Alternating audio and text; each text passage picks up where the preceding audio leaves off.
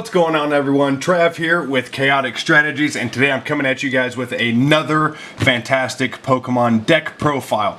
If you guys are new to the channel, please be sure to hit that subscribe button and that little notification bell so that way you guys are always notified when I post new videos. First off, let me apologize for the delay in videos this last week and a half. Had a lot of stuff going on here. The Midwest got flooded and we were kind of in the middle of that. But we are back on track. We've got the flood situation figured out. We've got the programming issues figured out on the computer. So we are back and at it with more videos. Hopefully with no more delays from here on out. So this deck profile is my buddy Brandon's.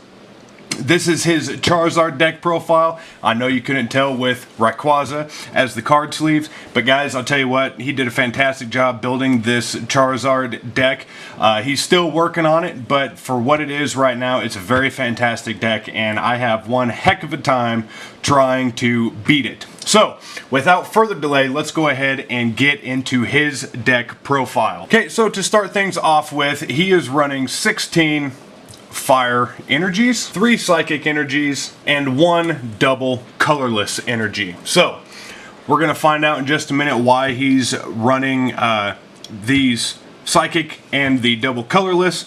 Again, like I said, this is mostly a Charizard deck, but there's a few other little surprises that he kind of threw in here too that make this deck really hard to get around. So let's go ahead and move into the Pokemon in this deck. So to start things off with, we are running 1 Psychic Mr. Mime. Fantastic card. He's got a really good ability. When you play this Pokemon from your hand onto your bench during your turn, you may switch one of your face down prize cards with the top card of your deck. So that's just really fantastic. Of course, you know, we can't look at our prize cards, but it gives us a chance if we have a higher Pokemon or if we have a supporter that we really need in our prize cards, gives us a chance to pull that on the next draw.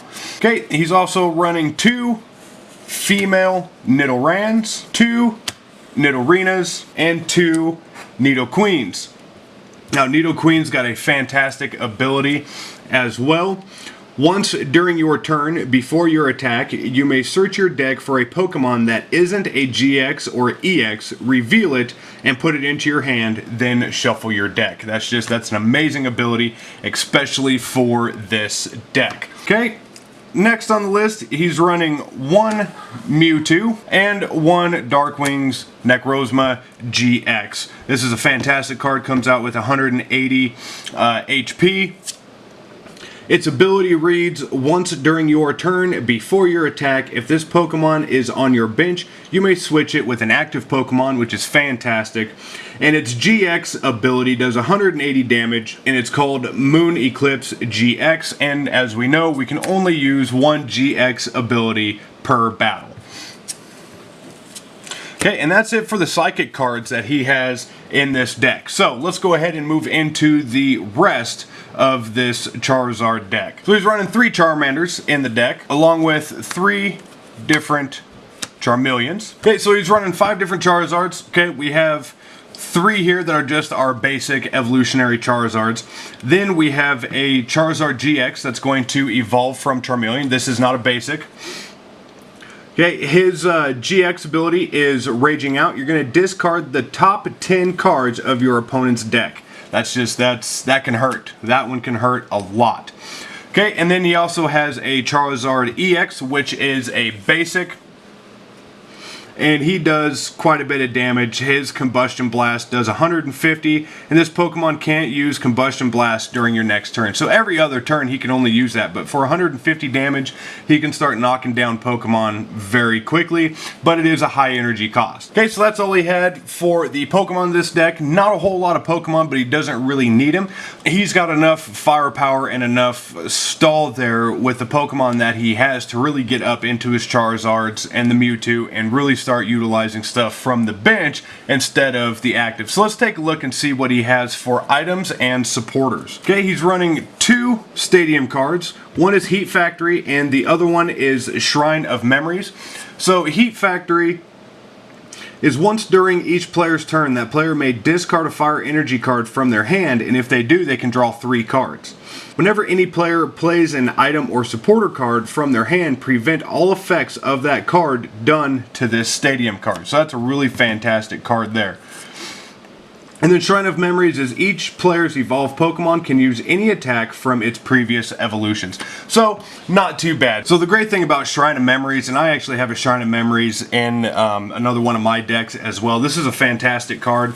So as we progress through our evolution of Charmander, Charmeleon, and then into Charizard, Charizard is now able to use Charmander and Charmeleon's abilities as well. Not that he would necessarily need it. I mean, his Wild Tackle does 180 damage. That's crazy. But, like Charmeleon's Fire Fang, your opponent's active Pokemon is now burned.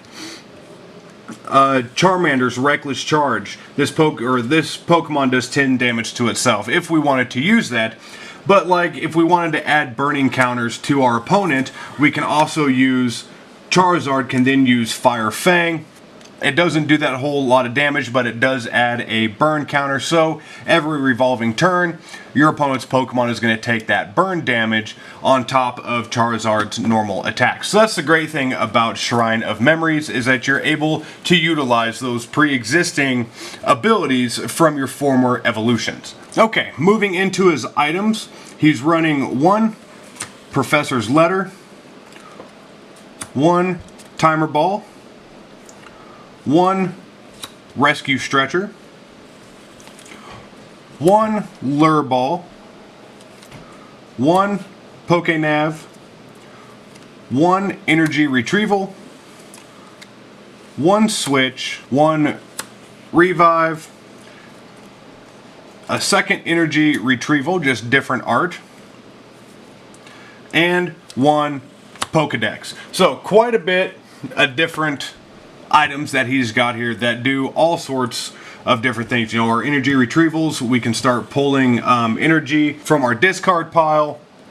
Revive, we can put a basic Pokemon from our discard pile back onto our bench. Just a lot of different things here that kind of give him the one up using this deck. And last but not least, we have the supporters for this deck, wanting 1 Howl, that allows us to draw 3 cards. Pokemon Fan Club, which allows us to search 2 Pokemon, put them into our hand. Keyaway, which allows us to search up to 4 Fire Energy cards and attach them to a Pokemon. That's insane. We have a Professor Kukui, which allows us to draw 2 cards, and then our Pokemon does an extra 20 damage this turn. We have Bridget, which is also insane. It allows us to search for a basic EX Pokemon or 3 basic, just regular basic Pokemon and put them onto our bench. That's crazy. Here comes Team Rocket, which both players have to turn all their prize cards face up. And then he's running 2 Brock's Grit, which allows us to shuffle 6 cards of either Pokemon or energy in any combination back into our deck.